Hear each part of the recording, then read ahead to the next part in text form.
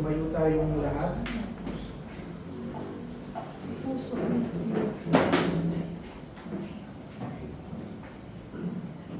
Okay, bukas po kayo sa akin sa Matthew 15, verse 10 hanggang verse 20. Meron din po tayo sa screen. Pwede po natin basahin ng salitan. Sabi po dito, and he called the multitude and said unto them, hear and understand. Not that which goeth into the mouth defileth a man, but that which cometh out of the mouth, this defileth a man. Then came his disciples and said unto him, knowest thou that the Pharisees were offended after they heard this saying? But he answered and said, every plant which my heavenly Father hath not planted shall be rooted up. Let them alone, they be blind leaders of the blind. And if the blind lead the blind, both shall fall into the ditch. Then answered Peter and said unto him, declare unto us this parable. And Jesus said, are you also yet without understanding? Do not ye yet understand that whatsoever entereth in at the mouth goeth into the belly, and is cast out into the throat? But those things which proceed out of the mouth come forth from the heart, and they defile the heart. For out of the heart proceed evil thoughts, murders, adulteries, fornications, thefts, false witness, blasphemies. These are the things which defile a man, but to eat with unwashen hands defileth not a man. Manalangin po tayo. Panginoon, salamat po sa pagkabasa ng inyong salita. Salamat sa pagkakataon, Panginoon, na makapagsamba kami bilang sa iglesia at magkakabati ng Panginoon. Naway, bless ng Panginoon ang araw na ito. Higit sa lahat, maramdaman nawa namin ang inyong presensya sa loob ng aming iglesia. Patawad nawa sa aming mga kasalanan. In Jesus' name we pray. Amen. Makaupo na po lahat.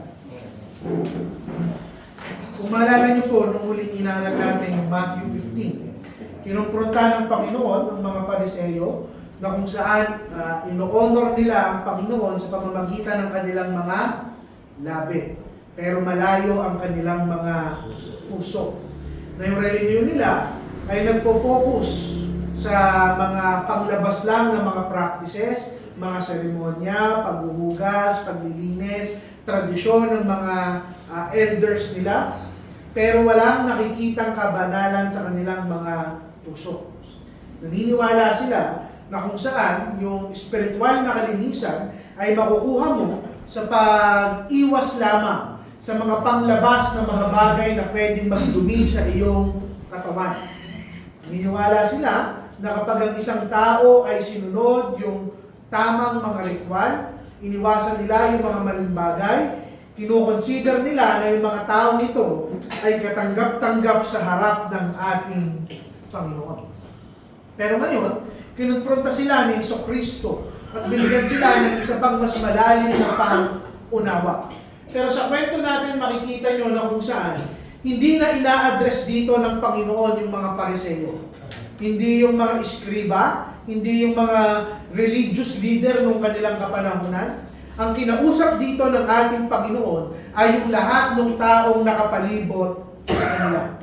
At gumawa ang Panginoon ng isang statement na magugulat yung mga tao sa kanilang kapanahunan. Dahil sa ilang henerasyon ang lumipas, ang itinuturo sa mga tao na pumapasok ang karumihan sa kanilang katawan the moment na dumikit sila sa mga maruruming bagay. Naalala nyo sa Old Testament, pag nadikit sila sa patay, they are now unclean. 7 days silang hindi pwedeng pumasok doon sa kanilang tribo. Kahit patay lang yan na langgam, o na putiki, o na ipis, bawal na. Hindi sila pwedeng kumain ng maduduming pagkain. May listahan sila ng mga hayop na pwedeng kainin at hindi pwedeng kainin. Hindi sila pwedeng kumain nang hindi sila naghuhugas ng kanilang kamay. Hindi sila pwedeng magsamba the moment na may labagin sila sa mga tradisyon na ito. Pero ngayon, sinasabi ng Panginoon na ang karumihan ay hindi nanggagaling sa mga labas na bagay, kung hindi sa loob ng ating mga puso. Actually, kung iisipin natin, maraming taong sasabihin na kung saan ay hindi naman na ito applicable sa atin. Dahil kahit kumain ka ngayon nang hindi ka naghugas ng kamay, hindi ka naman ikukondina ng mga tao. Kahit kumain ka ng dinuguan, okay lang, di ba Charles? Kahit kumain ka ng baboy, hindi ka na kukundinahin ng mga tao. Pero actually, hindi lang naman yun, yung pinapatungkulan ng sinabi ng ating Panginoon. Dahil marami ngayon sa atin naniniwala na yung pinakamalalaking problema natin at yung pinakamalalaking kasalanan natin, nakukuha natin sa mga panglabas na bagay. Maraming mga tao, mga Kristiyano, ang gagamitin yung mga panglabas na bagay bilang excuse upang sila ay magkasala. Sasabihin nila, nagkasala ako dahil ito yung sitwasyon ko. Nagnakaw ako dahil nagkulang ako. Nagsinungaling ako dahil naipit ako. Ganito ako dahil ganito ako pinalaki ng mga magulang ko. Naging ganito ako dahil ito yung impluwensya ng mundo sa akin. Samantalang sinasabi ng Panginoon na ang problema natin ay hindi yung mga tao o mga bagay na nangyayari sa mundong to, kung hindi yung kondisyon ng sarili nating puso. Amen. Hindi kung ano yung hinahawakan mo o kinakain mo o yung upbringing mo o yung situation mo o yung experience mo. Yung problema kung bakit ka nagkakasala. Yung pinakamalaking issue ay yung laman ng ating sariling puso. At kung ang problema yung puso natin, kung yung pangloob, yung problema, kahit gaano mo linisin yung panglabas na meron ka, kahit gaano ka magpakabuti, kahit gaano ka magpakarelihiyoso, hindi yan mababago ang inyong puso. Now, unang point, makikita natin dito yung napakaradikal na declaration ng ating Panginoon. Ang sabi niya, sa lahat ng taong nakikinig, not that which goeth into the mouth that defileth a man, but that which cometh out of the man, this defileth a man. Tingnan nyo, sinif ng Panginoon yung focus. Nung huling linggo, kinakausap niya lang yung mga Pariseyo. Pero ngayon, kaharap yung Pariseyo, ang ina-address niya yung lahat ng tao. Sabi niya, He called the multitude. Hear and understand. Makinig kayo at unawain nyo yung aking sasabihin. Sinasabi ng Panginoon na importante at mahirap lunukin yung katotohanan na aking sasabihin. Alam nyo, hindi basta-basta yung sinasabi rito ng Panginoon. Dahil yung mga tao sa kanilang kapanahunan, lumaki sila na relihiyoso. Naniniwala sila na yung tradisyon, yung relihiyon, na ito yung mga bagay na maglilinis sa kanila. Ilang dekada at henerasyon ang lumipas na yung mga Hudyo ang itinuturo sa kanila, kailangan natin maging pure, kailangan natin maging malinis, kailangan natin gawin kung ano-anong seremonya o tradisyon o klase ng pagsamba. Kailangan natin piliin yung mga kakainin natin. Hindi tayo pwedeng maggupit ng buhok. Kung ano-anong ritual yung kanilang ginagawa para sabihin na sila ay malinis, para sabihin na sila ay banal. Na kapag nagkamali sila ng pagkain kakainin, magkamali sila ng bagay na hahawakan o taong madidikitan, na para bang madudumihan yung kanilang pagkatao, china-challenge ng Panginoon yung ganitong klase ng pag-iisip. Ang sabi niya, hindi ka dumudumi, hindi ka nagkakasala sa kung ano yung pumapasok sa iyong bibig. Dumudumi ka sa kung ano yung lumalabas sa iyong bibig. Amen. Ibang masama sa pagkain. Sinasabi dito ng Panginoon, food by itself, hindi niyan kayang i-corrupt yung ating kaluluwa. Kumain ka ng madumi ang kamay mo, hindi niyan madudumihan ang iyong kaluluwa. Na huwag niyong limitahan yung pag-iisip niyo na ito lang yung sinasabi ng ating Panginoon. Ang punto niya rito, yung mga Pariseyo, nakatingin silang matindi sa mga panglabas nilang seremonya at mga ginagawa, samantalang hindi yun ang tunay nilang problema. Ang problema nila, yung puso nilang nabubulok. Tingnan nyo yung ating kapanahunan. Pumunta ka sa kahit anong relihiyon. Ito yung itinuturo natin kanina sa ating Sunday School. Sa kahit kaninong grupo ka pumunta, mas pinapahalagahan ng tao yung tradisyon at seremonya. Tingnan nyo lang sa Pilipinas. Tuwing buwan ng Pasko, ano ba ng Pasko? December. Disyembre. Bakit pumupunta yung napakaraming tao sa mga simbahan? Para makinig ng salita ng Panginoon? Hindi. Para may wish. Kailangan makumpleto para may wish. They focus so much on tradition that they don't see na ang problema ng puso nila ay kasalanan. At huwag tayong magmalaking mga baptista. Maraming mga baptista na kung saan ano yung focus, ministry, pagtuturo, preaching, makagampan, makalingkod. They give so much sa programa na meron tayo sa tuwing araw ng linggo. Pero hindi yan yung tunay na worship.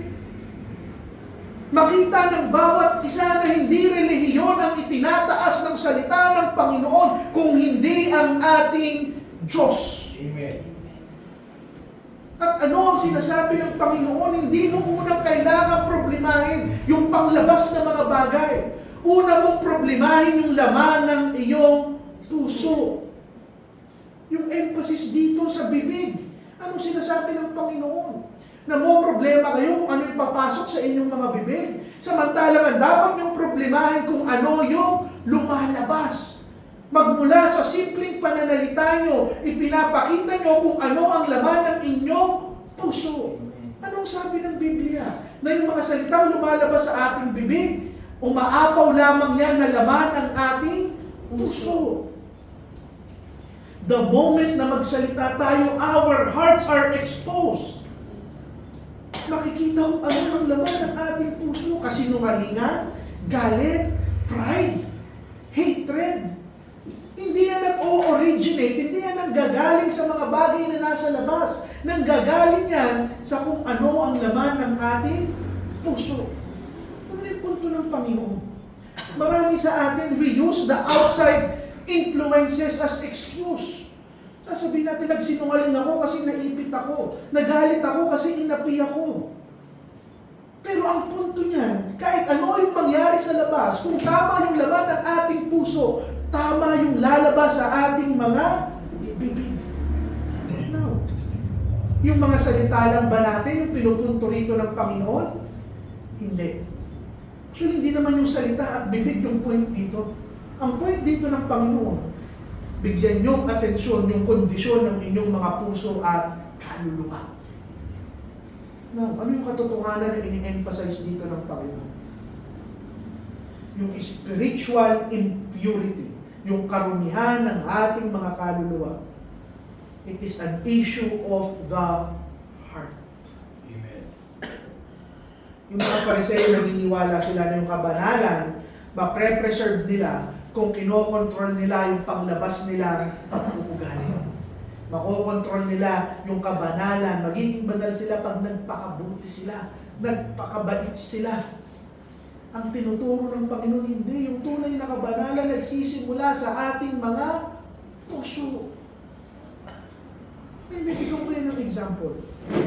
Sa isang sexually addicted na tao, ano ang ino-offer ng mundo? Therapy. Diba? Pumunta ka sa isang psychologist, psychiatrist. Yes. Kukontrahin ko ba na mababago ng psychologist o may possibility na tanggalin niya yung addiction ng taong to? Maaaring magawa niya yun. Maaaring mabago ng tao yung habit niya. Mabago ng tao yung pag-iisip niya. Pero hindi kayang tanggalin ng kahit anong klase ng siyensya yung kalibugan sa loob ng kanyang puso. Amen. Ano yung punto ko? Extreme yung example ko, pero kahit sa ating mga Kristiyano, iniisip natin a change ng mindset, a change ng habit, a change ng behavior would make us holy. No! Hindi ito yung nagpapabanal sa atin. Ang tunay na kabanalan ay nanggagaling sa isang pusong binago ng ating Panginoon. Amen. Hindi ko sinasabing hindi mahalaga yung pag-uugali natin. Hindi ko sinasabing hindi mahalaga yung salita natin, yung actions natin. Pero ang sinasabi ko, kung ano man yung sinasabi natin, kung ano man yung ginagawa natin, sintomas lang yan ng laman ng ating puso. Kung gusto mong patayin yung problema. Kung gusto mong solusyonan yung problema, huwag mong solusyonan yung simptomas. Solusyonan mo yung sakit ng iyong puso. Amen. Oh. Yung declaration dito ng Panginoon, isa lang yung ini-expose. Hindi sapat ang relihiyon upang solusyonan ang problema ng puso. Alam mo yung relihiyon, pwede na yung baguhin sa paglabas. Pero hindi nga kayang baguhin yung laman ng iyong puso. Yung disiplina mo sa sarili. Alam mo, may mga tao talagang mataas yung level ng disiplina nila sa kanilang sarili. Katulad na lang ng itinuturo ng mga Buddhism at ng kung ano-anong relihiyon sa Asia. Na kaya mong kontrolin yung desire mo, yung appetite mo. Totoo. Totoo yun. Hindi ko kukontrahin yung totoo yun. Ang tawag doon, disiplina. Pero hindi nga kayang baguhin ang laman ng iyong puso. No. This teaching challenges us. Ano yung pinapairal ng ating iglesia? Maraming relihiyon na kung saan i-manage lang yung ugali mo. Tatanggalin lang yung habit mo. Sasabihin sa'yo, iwasan mo lang yung ganitong klase ng environment. Pero kapatid, paano mo iiwasan kung ang problema ay ang iyong sarili? You cannot avoid your own heart. Yung pagbabago nagsisimula sa puso. At yung pagbabago ng puso, nagsisimula sa persona ng ating Panginoong Jesucristo. Amen. Pangalawang punto. Gusto kong makita ng bawat isa. Nagbigay ng warning ng ating Panginoon patungkol sa spiritual blindness. Kabulagang spiritual. Pagkatapos gawin ng Panginoon yung declaration niya kung ano yung tunay na marumi. Diba? Yung una natin punto, ang tunay na marumi ang ating mga puso. In-approach siya ngayon ng mga disipulo niya. Sabi ng mga disipulo niya, Panginoon, Tagalog na lang para mas maunawaan natin. Hindi ka ba nangangamba o natatakot na ma-insulto o ma-offend yung mga pariseyo? Dahil tandaan nyo, yung mga pariseyo, hindi lang sila religious leaders. Talagang sila ay makapangyarihan. At hindi na ito nakakagulat. Pero mas challenge ng Panginoon yung pundasyon ng kanilang authority. Sabi niya, itong tradisyon nyo, nililid yung mga tao. Henerasyon ng henerasyon yung ginaguide nyo, nililid nyo, tinuturuan nyo. Pero ang sabi ng Panginoon, sa paanong paraan gagabayan ng isang bulag ang isa pang bulag. At ang ending nun, pareho lang kayong malalag. Pareho lang kayong makukulog. Now, nung question ng mga disipulo, nire-reflect yung isang instinct ng isang tao. Takot tayong maka-offend ng ibang tao. Takot tayong makapanakit ng ibang tao. Lalong-lalo na yung mga taong may influensya sa atin. Yung mga pariseyo, they are very powerful leaders. Nire-respeto sila. Alam nila yung batas. Hinahangaan sila. At the moment na kung saan ma-offend sila at ma-insulto sila ng ating Panginoon, natatakot ngayon yung mga disipulo. Pero anong sagot ng ating Panginoon sa kanila? Na yung mga pariseyo ay parang mga pananim na tumubo pero hindi yung aking Ama ang nagtanim sa kanila. Ano yung punto dito ng ating Panginoon? Balang araw bubunutin sila ng aking Ama. Huwag kayong matakot.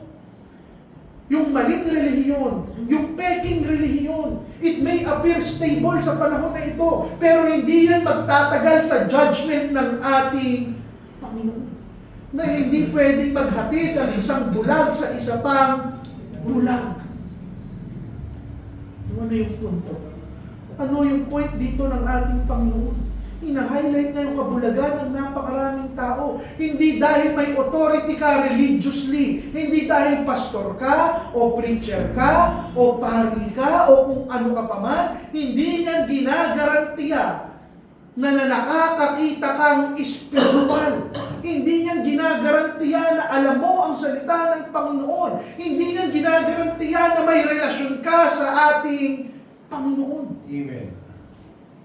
Ang isang tao pwede niyang alam yung salita ng Panginoon. Pwedeng matalino siya, pwedeng may influensya siya, pwedeng nasa posisyon siya, pero hindi niya ganap na unawa ang katotohanan ng salita ng ating Panginoon. Alam niyo ba, may isang preacher na kung saan the moment na naligtas siya, anong sabi niya? Lahat ng tao na naging miyembro ng aming iglesia nung hindi pa ako ligtas, sigurado ako hindi rin sila ligtas. Bakit? Because a blind person cannot lead another blind person. Nawala yung punto. Ini-emphasize ngayon ng Panginoong Jesucristo na hindi relihiyon ang nagliligtas. Hindi mga Pariseyo. Hindi yung pangalang Baptista. Hindi yung ating iglesia. Ang punto dito, kung ang problema ay puso, ang solusyon ay yung Diyos na gumawa ng ating puso. Kapatid, this reminds us, kung ganito dinidescribe ng Panginoon yung mga Pariseo, evaluate mo yung lahat ng sources ng spiritual guidance na natatanggap mo sa buhay mo. And that includes me as your pastor.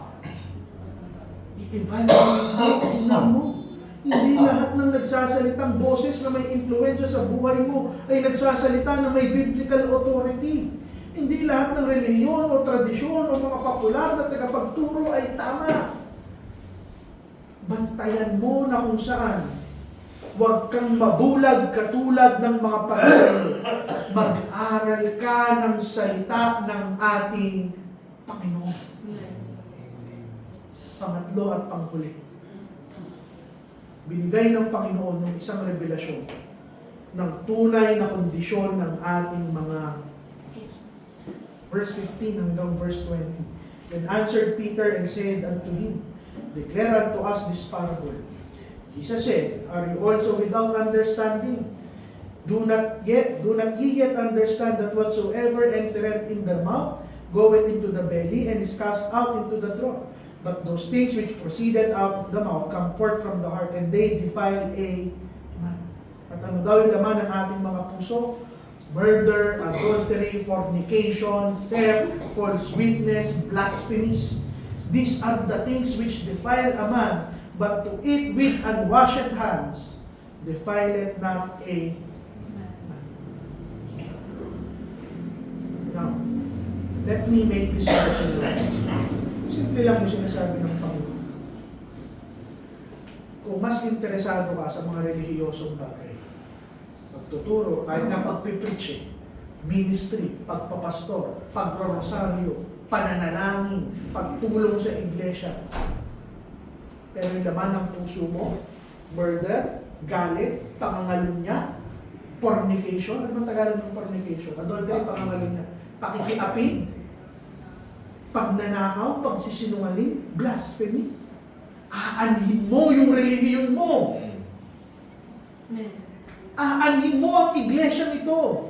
Aanhin mo yung pangalang Baptista. Aanhin mo yung kaalaman mo at doktrina mo kung ang laman ng puso mo karumihan sa harap ng ating Panginoon. Amen. Yung sabi ng Panginoon, problema ka kung anong kakainin mo, kahit anong kainin mo, ilalabas mo, itatapon mo. Pero yung laman ng puso mo, ito yung problema mo. Ine-expose ng Panginoon yung mas malalim na realidad. Kung ano yung nagpaparumi sa ating kaluluwa, nagsisimula sa ating puso, yung salita mo, yung actions mo, yung ginagawa mo, yung sinasamahan mo, yung pinapanood mo, yung kinokonsume mo, yung pag-uugali mo, hindi yan random na aksidente. Ipinapakita niyan ang tunay na laman ng inyong puso. Amen. Simple lang. Isang taong nakapatay, it only means one thing, galit yung laman ng kanyang puso. Sa isang taong magko-commit ng adultery o fornication, ang laman ng kanyang puso ay kalibugan. Sa isang taong magsisinungaling o magnanakaw, ang laman ng kanyang puso, pagiging saking, makasarili. Anong punto ng Panginoon dito? Yung mga bagay na ito, hindi naman ito nangyari dahil kumain ka na marumi ang kamay mo. O hindi ka naghugas ng kamay, o kumain ka ng baboy o ng dugo. Hindi, it arises from a corrupted heart. Ito, magiging open ako sa inyo. Alam to ng asawa ko. Doon sa isang kasalanan na pinaglalabanan ko matagal bago ako maging pastor. Anong sabi ko sa kanya? All this time, ang sinisisi ko yung upbringing sa akin kung paano ako lumaki. Pero that is no longer in question. Kung kiniklaim kong Kristiyano ako, dapat sinolusyonan ng Panginoon yung pinaka-problema ng aking pagkatao, yung aking sariling puso. At ito na yung punto. You can be as religious as you want to be. You can sound like a Christian. You can act like a Christian. You can live like a Christian. But God sees your heart. Hindi mo kayang pikein ang laman ng iyong puso. Ang katuroan na ito, pinapakita sa atin yung tunay na kondisyon natin mga tao. Pag tinanong ko sa inyo, ano ang kasalanan? Sasabihin nyo yung mga maling bagay na nagagawa natin. Hindi. Alam nyo kung ano yung kasalanan? Yung laman ng puso ng bawat isa. Yung panglabas natin, reflection lang yan ng internal character natin. Dahil marumi ang ating mga puso. Kung babaguhin mo lang yung panglabas mong pag-uugali, hindi mo sinusolusyonan ang problema. Yung rules, yung ritual, yung batas, even this church, mare-restrain yung behavior mo temporarily. Pero hindi nito kayang linisin ang iyong puso. Amen. Hindi si pastor, hindi yung church ang maglilinis. But the person of the Lord Jesus Christ. Ito na yung punto ko, church. Ayokong maging superficial ang ating iglesia. Ayokong pupunta tayo rito sa bawat isang linggo at magpe-perform lang tayo. Magpapanggap lang tayo. Ayoko na kung saan, solusyonan nyo lang yung mga visible na problema. Naiiwas lang kayo sa mga tradisyon o i-maintain nyo yung isang respectable na appearance. Bubuin nyo lang yung inyong pangalan. Hindi. The Lord cares about your hearts. More than anything else. Hindi pangalan mo at pangalan mo at pangalan ng iglesia ito ay iniingatan natin. Pangalan ng ating Panginoong Jesucristo. At dito ko tatapusin. Para sa mga taong hindi pa sigurado sa kanilang kaligtasan o sa mga taong hindi pa talaga tunay na nakakakilala sa ating Panginoon. Isa lang naman yung punto. Yung problema ng kasalanan nasa sa loob ng iyong puso. Walang ibang kayang magbago niyan kung hindi ang ating Panginoon. Alam niyo kung yung kasalanan nag-e-exist lang sa labas, madali yung solusyonan niya. Kailangan ko lang mas maging disiplinado, kailangan ko lang mas maging positibo, kailangan ko lang mas maging relihiyoso. Pero yung karumihan, kung nagsisimula yan sa puso mo, walang kabutihan sa mundong ito ang kayang maglinis ng sarili mo. Yung maruming kamay pwedeng hugasan, pero yung makasalanan ng puso, hindi mo kayang linisin.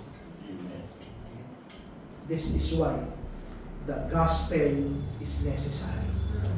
Ito yung dahilan kung bakit mahalaga ang salita ng Panginoon. Ito yung dahilan kung bakit mahalaga na maunawaan mo na sapat ang kanyang kamatayan upang iligtas ka. Sapat ang kanyang dugo upang hugasan ka. Sapat ang kanyang kabanalan na ibigay sa iyo at ipahiram sa iyo na kahit hindi ka man mamuhay ng perpekto sa mundong to, ay titignan ka ng kanyang Ama bilang isang banal na santo. Ano yung tunay na sagot sa ating kasalanan? Yung kamatayan ng ating Panginoon Jesucristo. Wala kang gagawin sa mundong to na pwedeng bayaran ang kasalanan mo.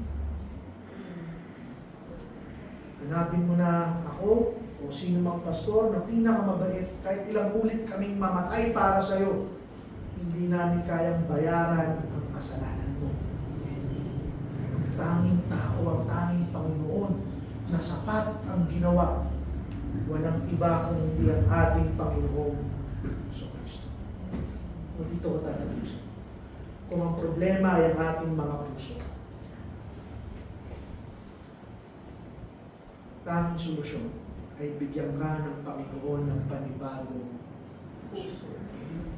Panibagong pusong handang magsisi sa kanyang kasalanan. Panibagong puso na handang tumanggap sa ating Panginoong Jesucristo. Panibagong puso na mamahalin ang grasya ng kanyang kamatayan.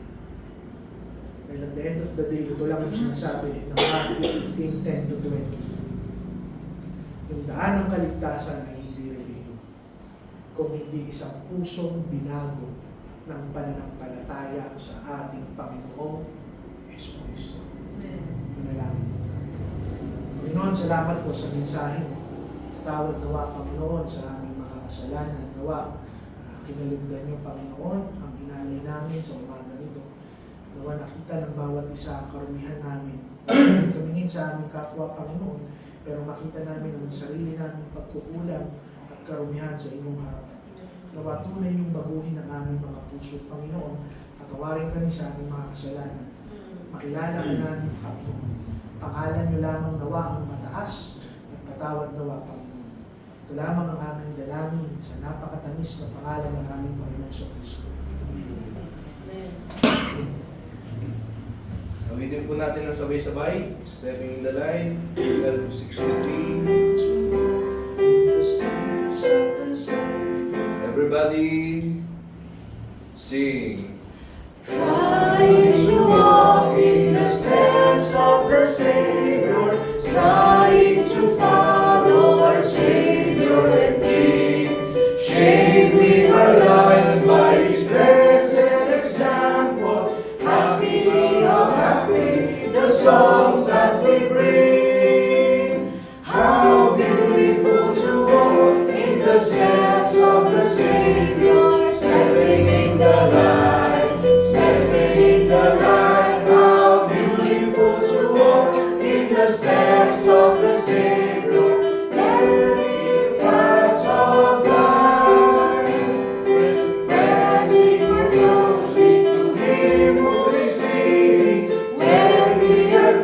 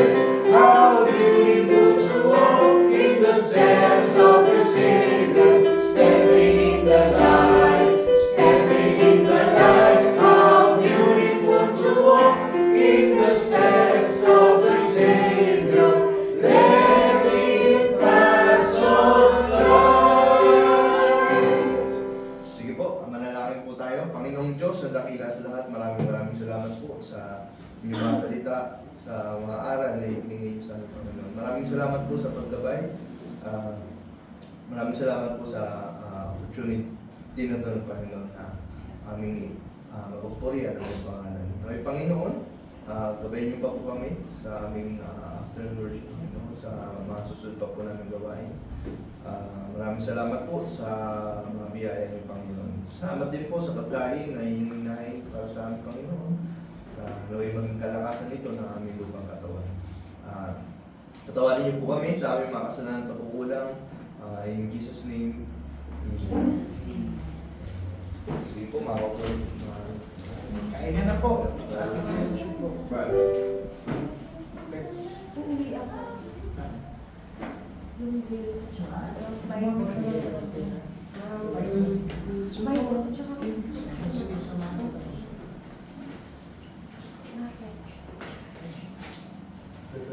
Sige po, kain tayo. Kakain tayo kasi. Hindi na practice. Akala niyo ba may kasunod pa? Kakain ako. Napakasipag naman po. Practice ako sa class, di ba?